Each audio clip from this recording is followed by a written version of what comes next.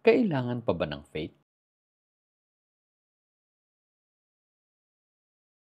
Ano nga ba ang pananampalataya o faith na hinihingi ng Diyos sa kanila noon? May pangangailangan pa ba nito kung gayong ginanap ng lahat ng Panginoong Hesus ang kanyang mga pangako? Hindi nga ba't ito ang itinuro sa kanila noon? Hebrews 11 verse 1. Now faith is the assurance of things hoped for, the conviction of things not seen. Ano pa ba ang sa atin ay assurance of things hoped for? Kung gayong ito ay pangako na natupad na sa kanila noon. Tinupad na nga sa kanila ng Panginoon, sapagkat sa kanila ipinangako na magaganap lahat, hindi sa atin. Kaya kung sa atin ngayon ay hindi nagaganap, dahil katotohanang hindi sa atin ito ipinangako. At kung hihintayin pa, naghihintay tayo sa wala. Hindi na nga darating kailanman, sapagkat siya ay tumupad na at nagbalik na sa Israel para sa pangakong paghuhukom niya noon sa kanila, na naganap noong AD 70. Kaya huwag na kasi nating inaangkin ang mga sulat na para bang sa atin ang mga ito ipinangako. Hindi tayo, lalo na't hindi sa ating panahon ang mga ito ipinangakong matutupad.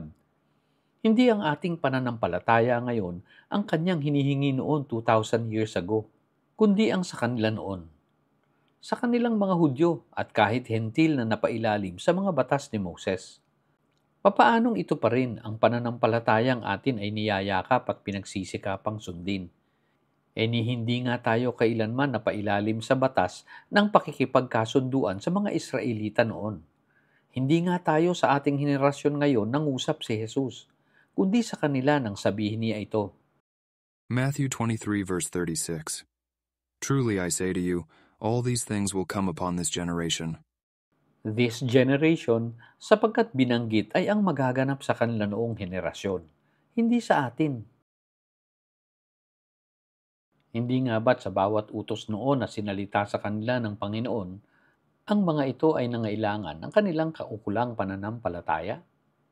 Halimbawa ang sinabi ni Jesus sa kanila noon. Matthew 10:8. Heal the sick, cleanse the lepers, raise the dead, cast out devils. Freely ye have received, freely give.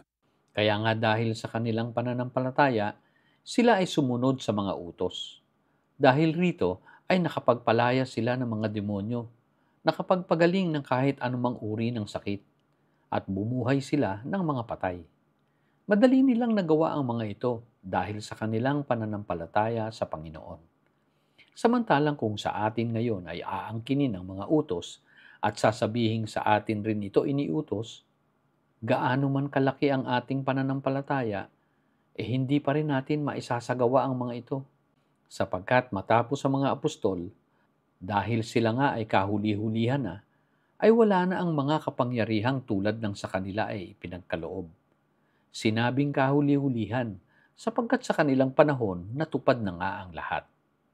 Marami rin ngayon ang nagsasabi na sapat na ang pananampalataya kay Jesus upang ikaligtas. Ikaligtas raw mula sa walang hanggang kaparusahan sa impyerno. Kahit malinaw na sinabi ng sulat noon sa kanila ang ganito. You see that a man is justified by works and not by faith alone. James 2:24. Sinabi ito ng sulat sapagkat ang mahalaga sa Panginoon ay ang pagsunod nila noon sa utos na paggawa sa pag-ibig. 1 Corinthians 13:2. And though I have the gift of prophecy, and understand all mysteries, and all knowledge, and though I have all faith, so that I could remove mountains, and have not charity, I am nothing. Hindi nga pananampalataya, kundi ang pagsunod.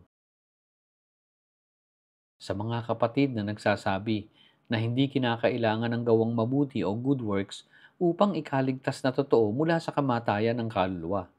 Paanong nagkagayon? Kung noong una pa man ay iyon na ang tanging hinihingi ng Diyos sa tao, na pinatunayan ng kahit anak ng Diyos nang ibigay niya ang kanyang buhay para sa pagbabayad ng kasalanan ng unang Adam. Upang nang sa gayon, ang lahat ng ipinanganak sa laman ng pagkakasala mula sa unang Adam ay maipanganak muli sa Espiritu, sa pamamagitan rin ng isa namang gawa ng pag-ibig at pagsunod. Hindi kinailangan ng pananampalataya ng tao upang maipanganak na muli ang lahat sa Espiritu ng Diyos. Romans 5 verse 17 to 18. For if by the transgression of the one death reigned through the one, much more those who receive the abundance of grace and of the gift of righteousness will reign in life through the one, Jesus Christ.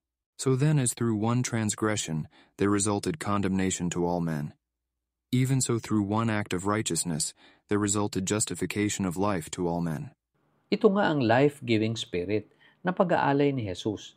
Kaya sinabing flesh gives birth to flesh and spirit gives birth to spirit. Sa John 3 verse 6 to 7. That which is born of the flesh is flesh, and that which is born of the Spirit is spirit. Do not be amazed that I said to you, you must be born again. Ito nga ay naganap noon para sa lahat, sa pamamagitan ng isang alay. At hindi lang sa pamamagitan ng individual na pananampalataya at pisikal na pagtanggap nila sa Espiritu ni Jesus bilang Panginoon. 1 Corinthians 15 verse 45. So also it is written, the first man Adam became a living soul. The last Adam became a life-giving spirit. However, the spiritual is not first, but the natural, then the spiritual. Ngayon, tayo na nakabahagi na rin ng kapanganakang muli dahil sa mabuting gawa ng pagsunod ni Jesus sa kanyang Ama, kung sa tanong na kinakailangan pa ba ng ating pananampalataya sa mga sinalita noon ng Panginoong Jesus, oo nga, pangangailangan pa rin ng pananampalataya para sa mga ginanap na. Sa mga utos naman mula sa pagtatagumpay ng Diyos, para na sa katuparan ng bagong kasunduan o New Covenant ng Panginoong Jesus, ang pag-ibig sa kapwa na siyang paggawa ng mabuti. Matthew 22 verse 37 to 39. And he said to him, you shall love the Lord your God with all your heart, and with all your soul, and with all your mind. This is the great and foremost commandment. The second is like it. You shall love your neighbor as yourself. Kapatid, magkaiba ang pananampalataya para sa hinihintay pa at sa pananampalataya para naman sa mga ginanap na. Sapagkat ang sa paghihintay pa, gayong natupad na nga, ay pagtalikod na rin at hindi pagtanggap sa mga pinagtagumpayan na ng Diyos. Samantalang ang pananampalataya sa mga pinaniniwalaang tinupad na ng Diyos ay pananampalatayang puno ng pasasalamat sapagkat kabahagi na sa kaharian ng Panginoon. Siya ay lumalakad na sa pagsisikap na makasunod. Wala na ang pangamba kung mananatili sa paggawa ng mabuti sa kapwa, sapagkat siya na ang may tanga ng kanyang kasiguruhan. Siya na nga sa kanyang pananampalataya na hindi na naghihintay pa. Magagawa na ng kahit sino. Wala mang simbahan na kinabibilangan at pinaglilingkuran. Ito ang katuparan na nang sa atin ay kalayaan sa Diyos. Hindi na paiilalim sa kahit sino pang simbahan at templo. Walang dapat na pananagutan sa kahit sino sa kanila. Kundi ay ang dapat nating gawa ng pag-ibig sa kapwa. Katunayang ang Diyos ay hindi nga nagtatangi ng tao, kundi ay kinakapiling niya ang mga nagsisikap na sumunod sa kanyang mga bilin. Nagsisikap na makasunod sapagkat hindi na sumasadya sa pagkakasala. Sa kanila ay buhay sa Espiritu, kapiling sa walang hanggang presensya ng Diyos. Wala mang tunay na impyerno na kung saan ay pahihirapan raw at tinotorture ang tao araw at gabi, may kamatayan pa rin, kapatid. Ito na siyang katapusan ng buhay sa Espiritu. Kung magkagayon, sa kanila nga ay tapos na. Wala na ang lahat niya. Kaya't higit na mainam, kapatid, na piliin natin ang buhay kapiling ng Diyos. Wala nang halaga lahat ng mga gawaing ritual at tradisyong pagsamba na kinasanayan ng tao. Kapalit nito noon pa man ay ang tunay na pagsamba sa Espiritu at katotohanan, ang paggawa ng mabuti sa kapwa.